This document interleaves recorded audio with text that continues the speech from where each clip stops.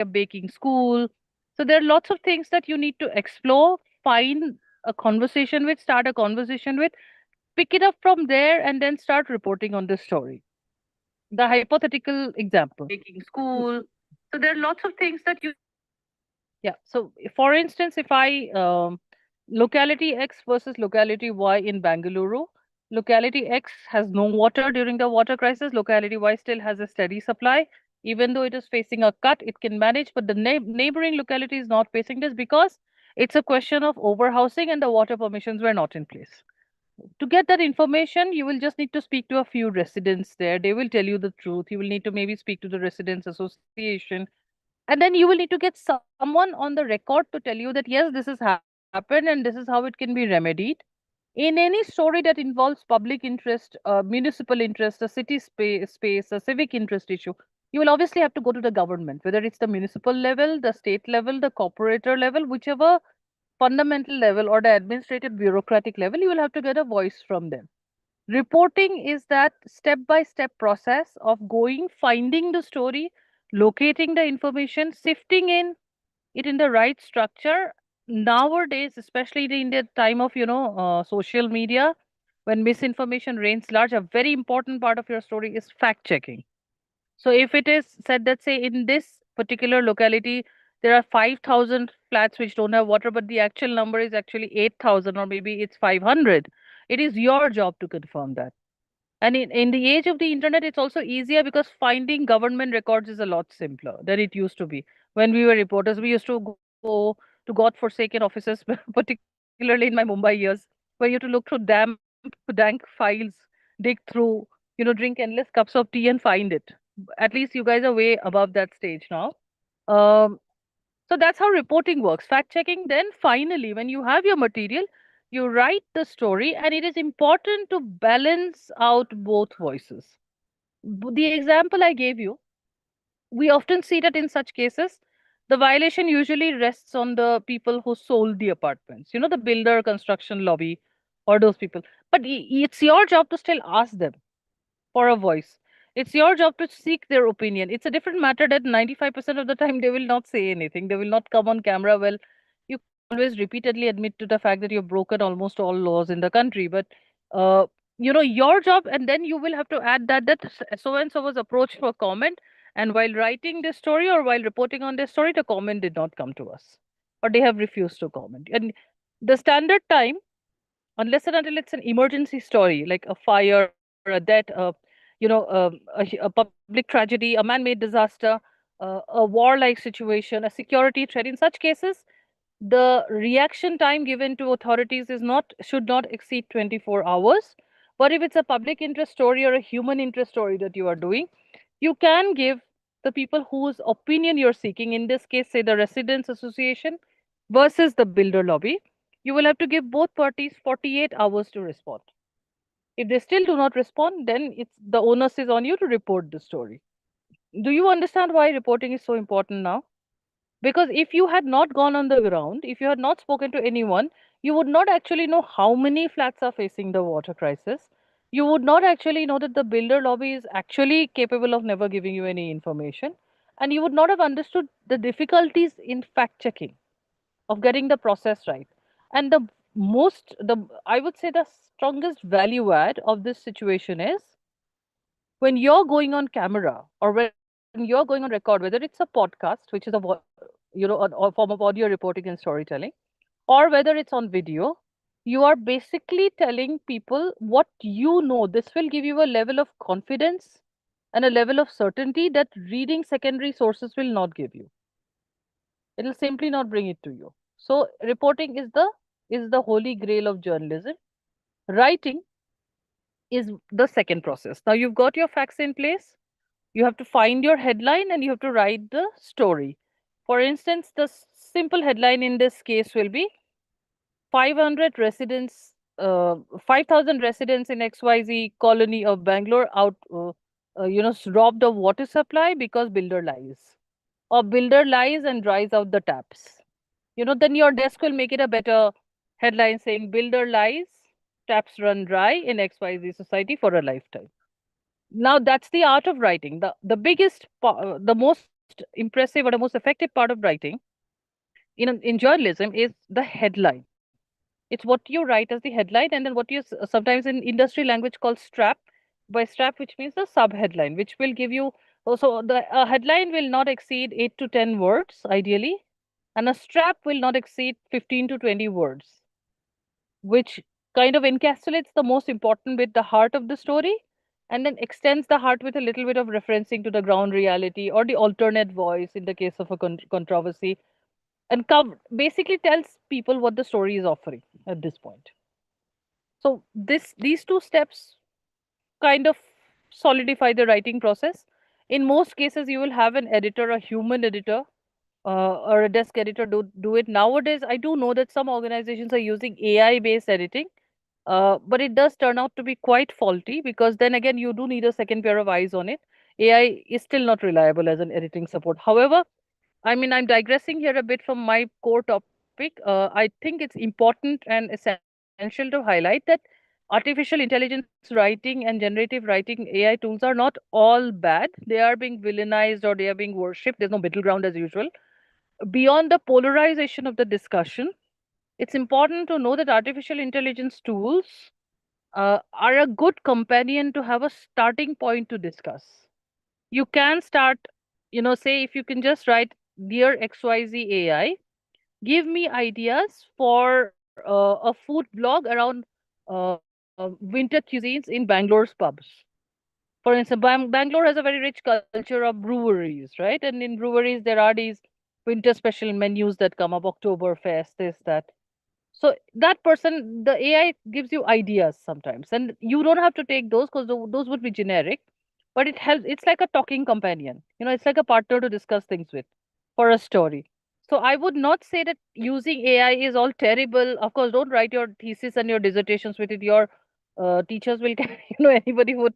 It takes just one check, and it's also not. You're not going to learn anything in the process. But once you are in the world of journalism, once you are in the profession, it is a good brainstorming tool, so to speak, for the lack of a better word. And that is especially valid today because newsrooms have shrunk.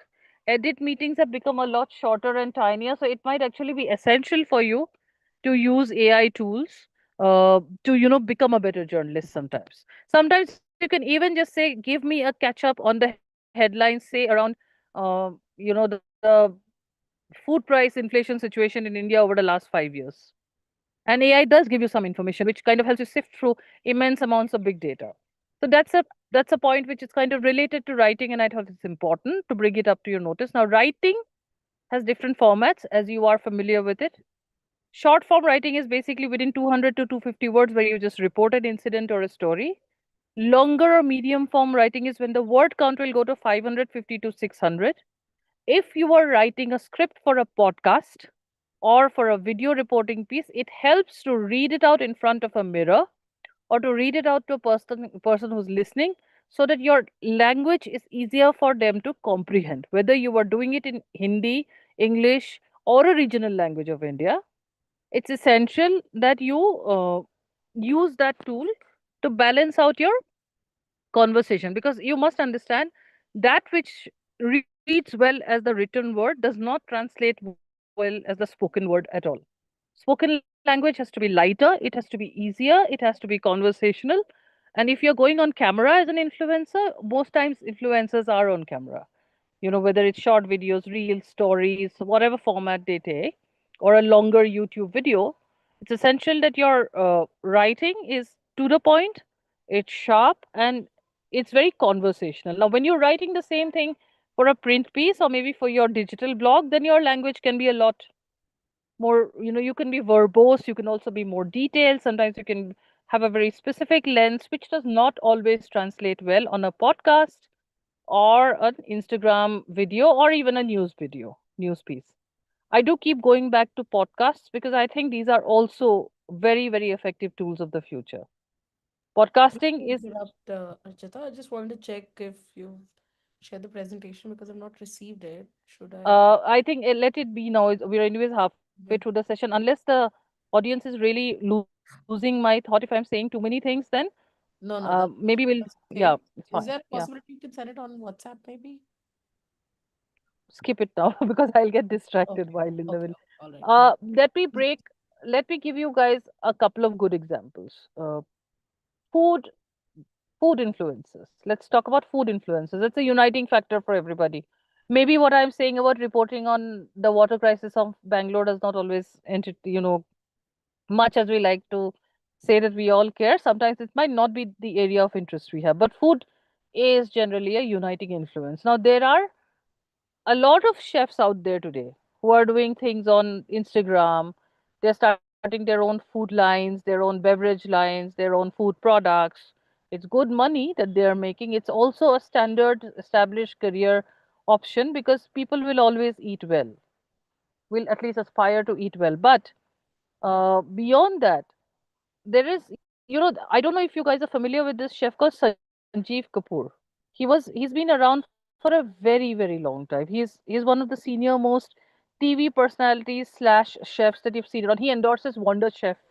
He endorses some spice. I don't know what it is, but now if you listen to Sanjeev Kapoor explaining a simple dal recipe or say an idli sambar recipe, what makes him click more than others? Why is he so easy to relate to?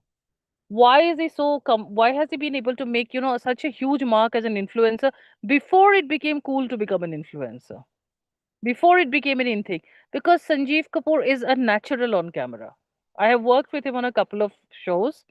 You can give him a script, you can give him a structure, but Sanjeev Kapoor will break through it and use his own language, pull out a story from his grandmother's kitchen. He will refer to some posh dinner that he had cooked for a rich person and how it was hilarious about the demands. He knows how to get talking around food while he's telling you a simple recipe, say around just dal or idli sambar. Now that's the art of doing work as an influencer. I am not sure, I definitely come from an older demographic than your generation, all of you here. But even you will admit that the onslaught of influencers that we have today, as the human attention span is now what, 3 to 4 seconds? It's dropped to that, I think, is exhausting. We are not absorbing it. We are just scrolling through the information. Maybe there are 4 to 5 there on which your interest will sustain. If in this cluttered universe, a Sanjeev Kapoor who's well onto his, I think he is 60 or 62, can still get you interested in his dal recipe, then he is a very, very good influencer and a great guy to learn from, and someone that the whole family can be united about. I only brought up this example and as a reference because I wanted to break the monotony of doing theoretical talk.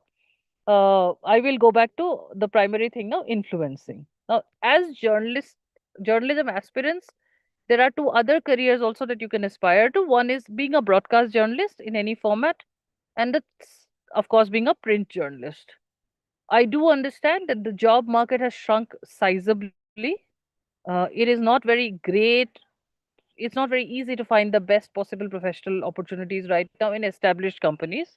Having said that, if you work on your groundwork and you keep building yourself on social media with relevant content, your chances are higher. You get noticed. Somebody somewhere in a newsroom is always looking out for a good reporter, someone who can break through the clutter. If I were to just walk you through the application process, well, it's all online. You can just find those job sites, or you can find it on their careers pages. Put your CVs up. Find their bosses on LinkedIn, the human resources people. Sometimes you can even find certain editors who are more welcoming, more open, although that is a smaller number simply because of the sheer volume of emails and updates that senior professionals get today.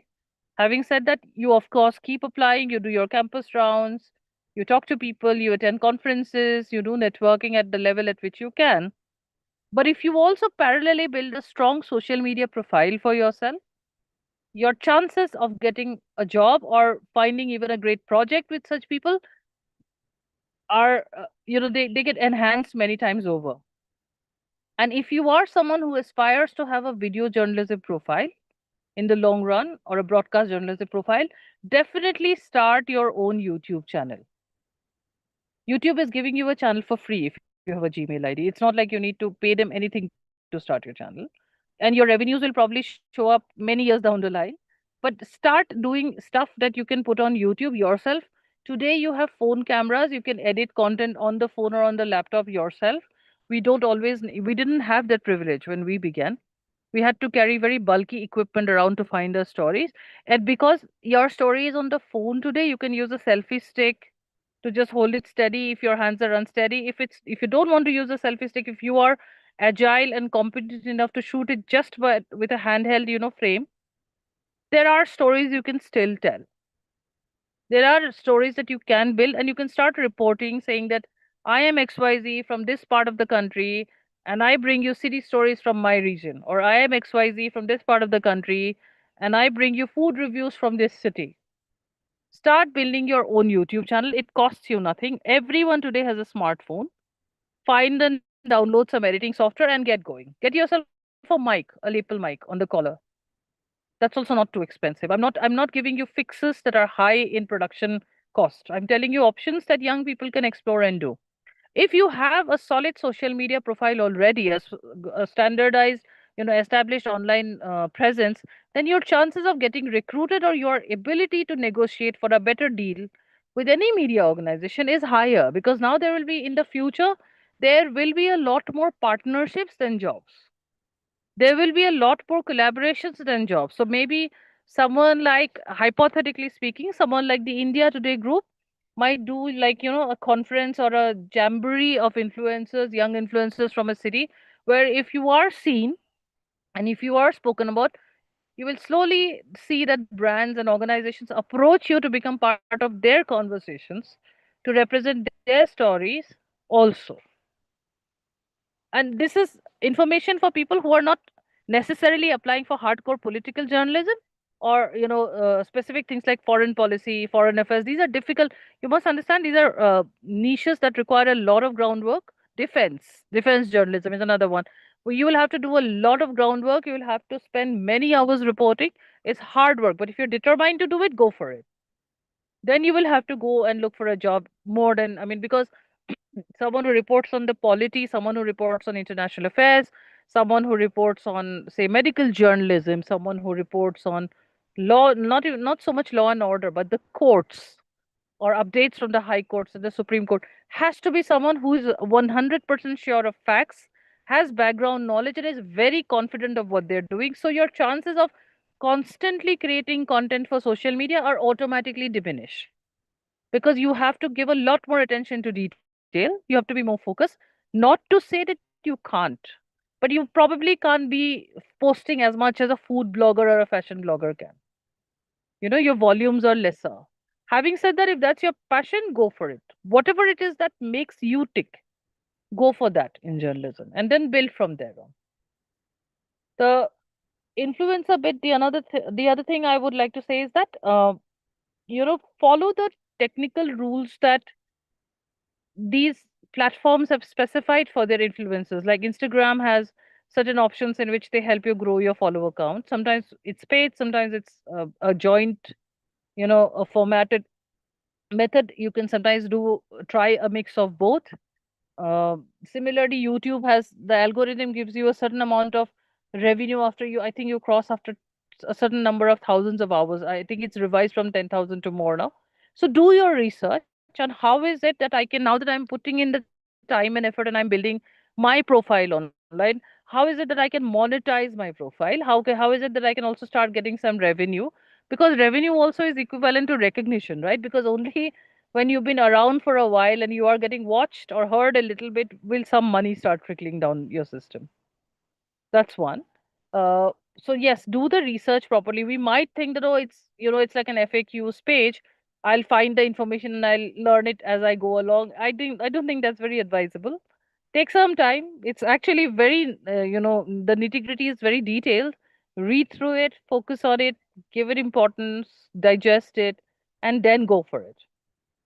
And the third thing is, as an influencer, be original or be innovative. Not everything cannot be original, but you can be innovative. Try new ways of telling stories. Sometimes turn your editing style around. Sometimes turn your narrative style around. Sometimes maybe collaborate with someone who has a similar interest. Sometimes pivot completely into different territory. Like, for instance, if you're a urban food blogger based, say, in Mumbai, and you're bored of going to Mumbai cafes and talking to fancy people and people who mostly speak in English, who have very smattered knowledge of Hindi, you know but I mean, maybe you are doing well, maybe you are making impact, maybe you're making money, but you are stagnating, as a creator. That can happen. Just take a long road trip to the outskirts of Mumbai, around the old Mumbai Pune Expressway, or towards, the Igatpuri side where the villages of Kalyan and Diva and all these places are, and find like a local antique based, like a woman based tiffin service, eat there. If you look, formats have evolved, length and style might have altered, but content's originality and content's spirits remains the same across generations over time. It's not like just because formats have evolved, we no longer have, fun stuff happening, or it's not like just because now the world is going digital, it doesn't mean that food has become digital. Food is still the same food we eat. It is still the stuff that we buy from vegetable markets and, open markets, and we cook and we eat. So if you, I don't know if anyone of your generation, I'm sure some of you will remember, there was a very, very good show on NDTV News, which then went on to their NDTV lifestyle channel, called Highway on My Plate. The short form of it was called HOMP, HOMP. It was a very funny show. You might find a couple of episodes on YouTube. There are these two guys who just went around India eating, driving in different, like, semi-rural, rural places. These are good people to watch and see content from, because you're competing with multiple influencers in very short spans of time. So how do you make it fun? How do you make yourself stand alone? And most importantly, how do you motivate yourself to keep doing it every day? That's the tricky bit, because it gets repetitive, it gets redundant, and in cities, Indian cities take a lot out of you in terms of commute and, just the sheer pressure of living. It can be very tiring sometimes. I know that, I've been a field reporter. So that covers the influencer bit for me.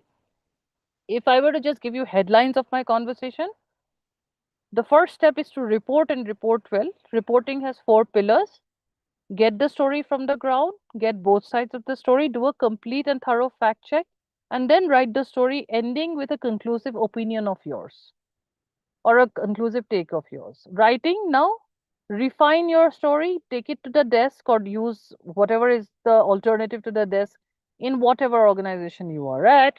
And then, of course, give it a great headline and a great strap. Uh, Editing is part of writing, so I'm not going back into. I've touched upon how generative AI can be used positively, and influencing is primarily about cutting through the clutter by being consistent, doing your groundwork well, and trying to break monotony. Finding a niche but breaking monotony. That's the trick, you know. And like Woody Allen is today disgraced for many reasons as a filmmaker, but let's face it, he did make some of the best films we have seen in the past. And in the 60s, he captured the spirit of an entire generation across the world. He always used to say this, that half of success is just showing up. So if you just go there every day and keep doing the work, you will crack it. So I think that kind of concludes my take on your, right report influence. I'm happy to take any questions, or if there are any interactive points you want me to discuss as a team.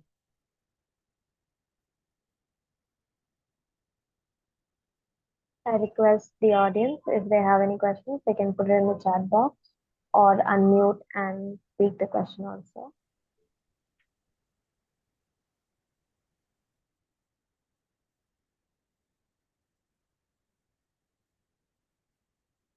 Maybe there aren't any questions.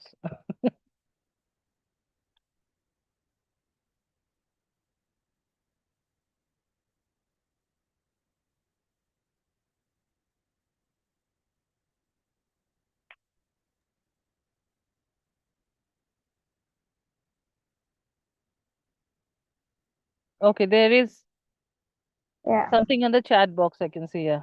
yeah. In this era of, so the question is from Vijay Okay. Pujari. Yeah. Yeah. I'll read it out. In this, Vijay Pujari has asked a question. In this era of fake information, fact checking is hard. Yes, you're right. What kind of sources do we rely on? You go on the ground and talk to people. That's your first source. If it's a story about a hospital, you go and talk to the hospital authorities.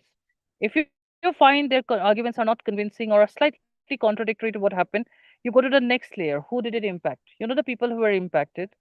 And then you also go to some experts, genuine experts on the field. For example, if there is a story about the police, involving the police and some mistreatment, go find the police station, knock on their doors, get the information from them. If you're still not satisfied, try and find either the person or group of persons that you felt were unfair or have been reported to be unfairly treated by the police, and see what their version actually is. You will just have to find people and talk to them. How did we do it?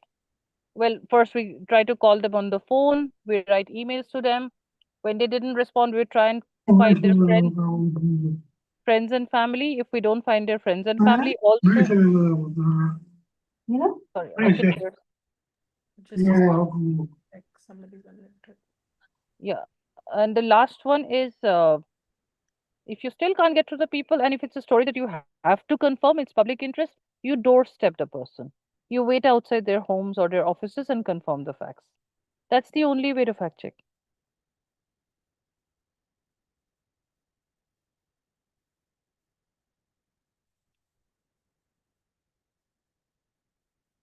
Archita, we have one Mm-hmm. question on LinkedIn. Hmm. Read it out to you. This is from Ritika Solanki. What Okay. most challenging story that you have covered? Uh, Mumbai, the Taj attacks. I was part of the crew that was supporting the main crew for times now. Mahrukh Inayat was on the ground. You know, when those terrorists were holed up at the Taj, what we know is 26/11. So I was part of the crew that was near the police vans, which means we were listening to the police messages, the wireless, and reporting to our people. Because there were gunshots being fired, we weren't being able to cross the open area in front of the gateway. So we had to crawl or, go in, how do I call it, a squatting position and go. And then my follow up on that was, I had to go to the hospital and find the victims. The victims as they arrived and their families and all. I happened to find a very good story there. There was a doctor Dr. Prashant Manjeshikar, who was also holed in at the Taj when this happened. And he had operated on my mother. So he immediately caught my eye and he had rushed to Bombay, the city hospital, Bombay Hospital, which is a government hospital, with the victims. And he and his wife, both doctors, had tried to stave off the bleeding and, the gunshot wounds for many people with whatever towels were available in the hotel and whatever they could find in terms, your hand sanitizers also have some alcohol, some spirit to clean. So those were some really good stories to get. None of us had gone home the core team had not gone home for 3.5 days at that point. Our clothes were coming from our home. So yeah, that's the most challenging, most difficult story I've reported on so far. We have one more question coming in on LinkedIn. Hmm. This is from Shriya. She says, "Thank you, Archita ma'am, for your wonderful class. My question, Thank you, Shreya. yeah, my question to you is, as a journalist, how do I separate my opinion from being biased and ensure it adds value on my reporting? Asking, as you said, we need to include our opinion in the end of our report." Well, you can't, first of all, as a human being, there is no concept of separating your bias from a story. We all will always have a bias. Understand that. But as a journalist, your bias cannot impact your factual understanding of the situation. So, say for instance, if you're reporting on a high profile divorce, I'm just giving you a example. These are stories that even senior journalists sometimes want to grab because these are high eyeball stories, right? The whole world wants to know if a celebrity is divorcing and it's an ugly divorce and they're fighting over their homes and their cars. You being an individual, whether you are a woman or a man, or whether you're from the same state, or whether you're a fan of the celebrity, you cannot let your personal opinion impact that. So, how would you judge this? Are there any children involved? Is there high levels of self interest involved where you can see that one person is pushing the other too far? So you'll have to use your judgment in a filtered manner and always go to a professional senior as a sounding board when in doubt, because you can be in doubt. We are all human. uh, that's all you can do. And by sharing your opinion in the end, I mean what in industry language is called giving it a take. Like, you give it a take, a spin, an interpretation, but you do not reinterpret the facts to suit a story. Yeah, I mean, I am completely empathetic to the fact that almost every young person today in India might think that what I'm saying is very outdated or not relevant because every broadcast channel is doing that. They are taking the facts, twisting them to fit their dramatic narratives. So I would advise you not to watch any broadcast channels in India. Not is the word. If you have to watch something, watch the Doordarshan news. It still has a voice of reason. And watch channels like the BBC or the CNN to actually know how reporting works. So yeah, so if that helps, you will have a bias, try and manage it and go to your editor for guidance. We have one more question Hmm. from Mahintesh. He says, Archita ma'am, hearing from you was very, very motivating. I'm very inspired to pursue journalism from this class. Can you tell me what is your take on mainstream journalists like Goswami versus independent reporters like Faye D'Souza? Arnab Goswami is no longer a journalist, he is a mouthpiece. So that's null and void as a discussion point. And it's not just him. Like I said, if you want to learn journalism or if you want to be a good journalist, do not watch any of these people. Do not listen to any of these people. Perhaps to an extent, I still think Rajdeep Sardesai has been able to hold on to his dignity by a sliver. Because India Today Group still holds on to some amount of balance. They need some, yeah, between all their Hindi belt advertising, they do need the occasional BMW ad. So a little bit of balance is still there. Uh, Faye D'Souza, again, there's another thing here. Faye is actually she's married to a friend of mine, Sagar. I used to know them. We have all struggled in the trenches together. Uh, Faye is great at what she's doing and analyzing and talking about. But please understand that this is also not journalism.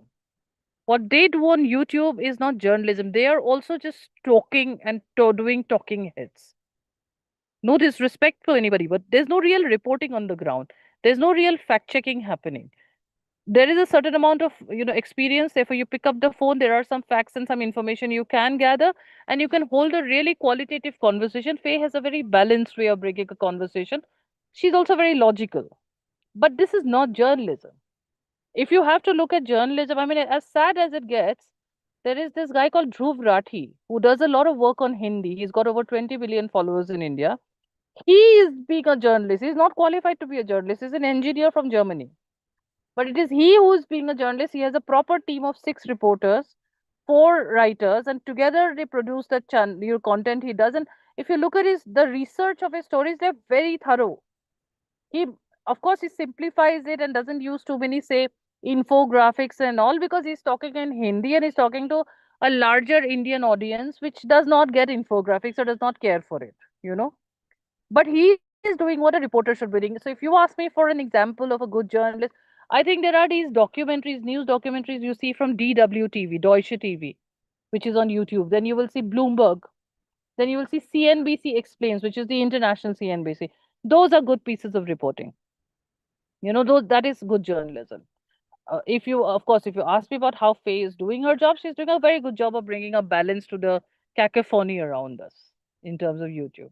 I would direct you guys, if you could just Google. I'm sorry, I'm forgetting the name and my devices are on life support right now. But there is a this year's Oscars documentary short category had nominated a Japanese documentary called The ABCs of Learning or The ABCs of Elementary Japanese Learning, which is a New York Times OpDocs. OpDocs is basically opinion documentaries, which is a New York Times independent YouTube channel about the school system of Japan, the early school system of Japan.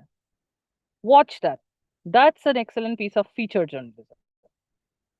It's free and it's on YouTube. Do your NY OpDocs, NYT OpDocs. So you'll find that.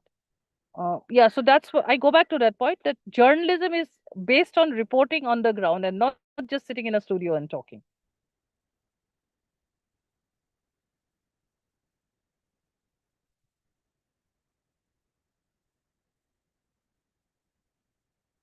I think we are done today for the day.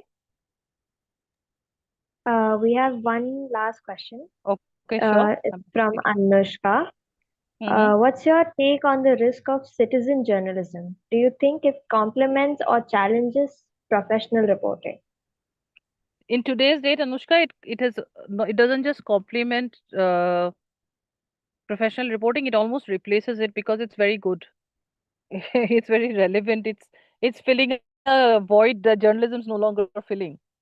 But see, there is a difference. In many ways, citizen journalism is influencer journalism, right? Because if there is a citizen who consistently follows a niche and consistently reports on a story, then he or she has basically become an influencer. So it is independent journalism in a larger category. But there is vigilante journalism. There are two different things. That is not journalism. Becoming a vigilante just because you have a mobile phone does not make you a journalist. Like calling out people on random things, if you didn't like a pizza at a place, burning the place to the ground with its criticism, that is also not journalism. That is just trying to get a free meal. In my opinion, citizen journalism is essentially influencer driven, independent journalism. And if it's relevant, if it is talking about an important issue, the more the merrier.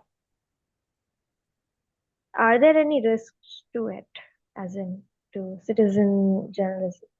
Of course, there are risks because the fact checking could be faulty. So then the onus of the publication that is carrying it, the onus is on the publication to do the fact checking. I would refer to New York Times op docs. If you go and look at them up, uh, they probably get 1,000 documentaries in a year, but they only show five because they fact check those documentaries and they're coming to them from remote parts or different parts of the world where NYT might not necessarily have a big team. So it's obviously taking them time to fact check. So they're in no hurry. They're doing it processually, systematically. There is a good website in that covers a lot of relevant stories from southern India called the News Minute. It's also run by an ex-colleague of mine called Dhanya Rajendran. And that is a good piece of citizen journalism, influencer journalism, and digital journalism. You should look it up.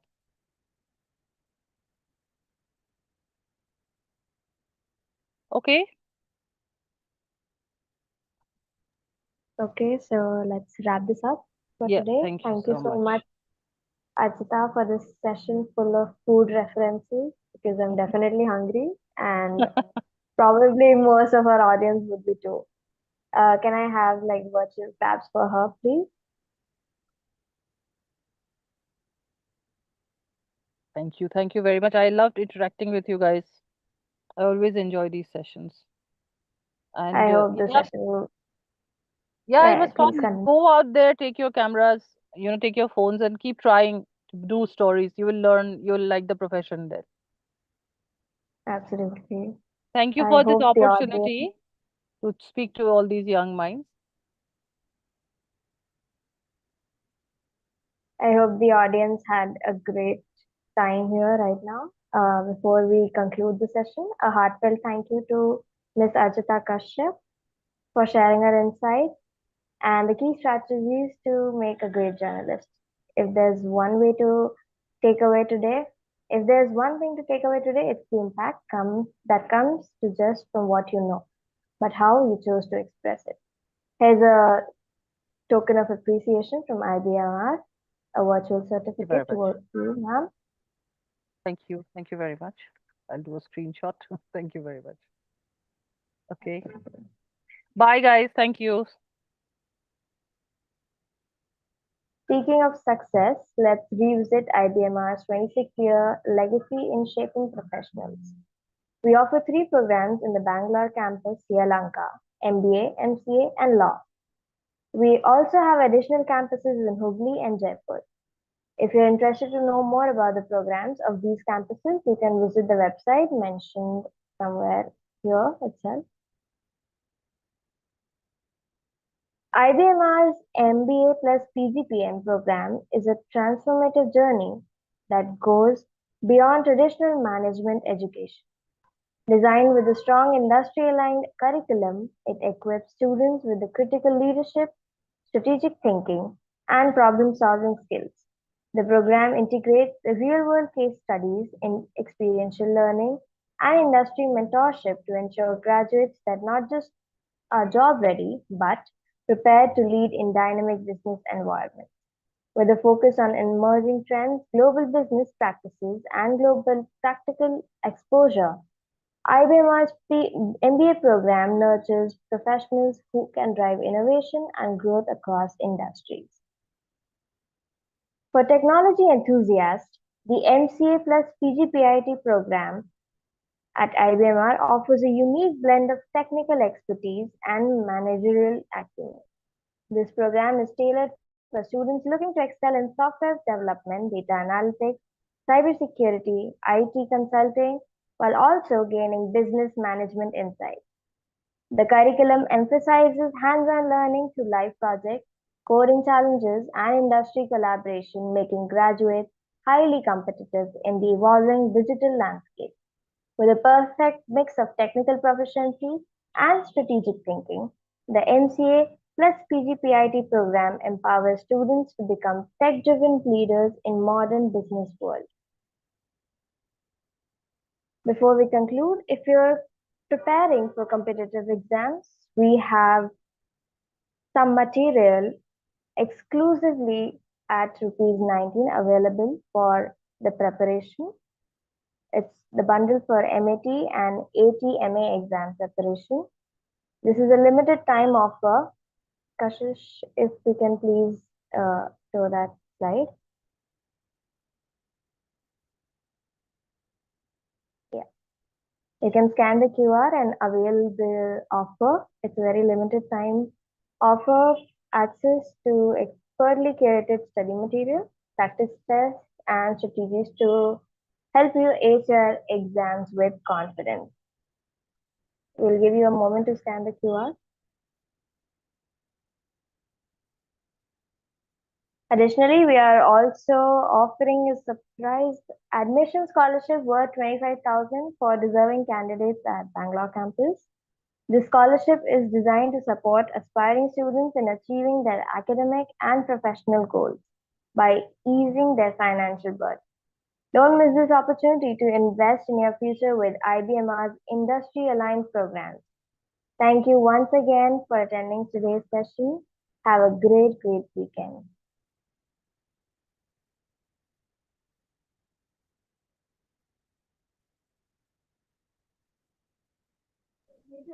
Most of them dropped out at the end. I think only one guy, Mr. Vijay, is Okay. Okay. Perfect. the only person who's still up. Okay, anyway, Acha, he's also dropped off. Okay, Yeah. so live thing went well. I think live May there were some 20 people watching. LinkedIn also was Okay. good. Uh, just Yeah. a quick feedback is that just Yes. you keep interacting a little more often with the host. Yeah. Um, as Yes. soon as they ask something, like you have to be responsive immediately. Now I know Yes. this is Yes. your Yes. first session, so you might not know कि क्या हो रहा था and all that. So next session onwards, you'll get the practice. It'll be great if you can continue to do this, so that you'll also get the experience of hosting these classes, and plus you'll have good portfolio to show also that you've had, conducted all these classes. And plus Yeah. you'll get a good networking opportunity with these speakers. I'll send you Archita ma'am's number. Just send her Hmm. a thank you message from your end, okay? All And right. tell her that we Yeah. will we will be emailing her the certificate, and just Hmm. ask her to share her address. We'll be Address. sending her Okay. a printed plaque also. Just tell her, IBMR has a small token to send to you. So if you can please share your Huh. address, we will be mailing you the stuff there. All right. I'll Okay? do that. Yeah. ठीक है. All right, I'll just send you her number. You can just talk to her. ठीक है. Okay, thanks a lot Yes. Priya, for your time. And it was Thank you very so good. I much would say for the you opportunity. confident. You sounded very confident, and at least it didn't sound like reading, which is very good. Usually first Okay. timers, they end up reading and not paying attention to the intonation, and also that's something, that's one of the mistakes you've not made. Just a little Okay. more interaction and a little more activeness should be fine, otherwise everything is great. Yeah. Yeah. Okay. Great. Okay, Yeah. Ria, thank you.